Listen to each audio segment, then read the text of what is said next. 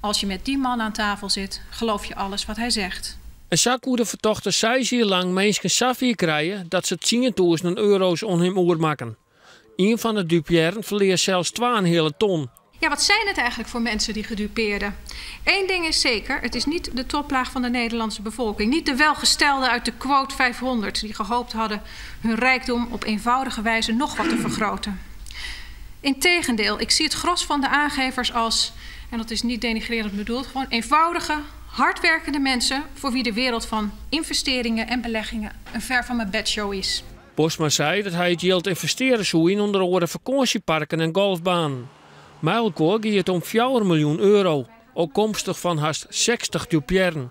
Kort gezegd lijkt het erop dat in heel veel gevallen een zwaan-kleefaan-effect is geweest. Mensen hoorden van hun zuster, broer, zwager, collega, kennissen enzovoorts dat het met Postma goed zaken doen was. Onze kennissen waren namelijk zeer tevreden over zijn werk en handelwijze.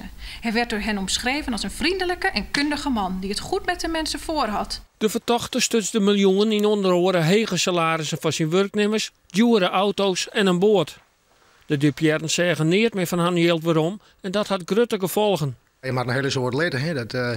Dat is hier al eigenlijk wel een verdrag komen.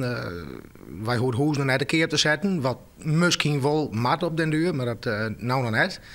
En die gevolgen die blijven nog wel even troszanger in. We hebben 4 opgroeiende bijen, dus het wordt voor ons heel lastig maken. De vertochter zei Joert dat hij grote spiet had en dat hij alle miljoenen waarom betalen zal. De rechter vroeg hem af of dat hem eerst slagje zal.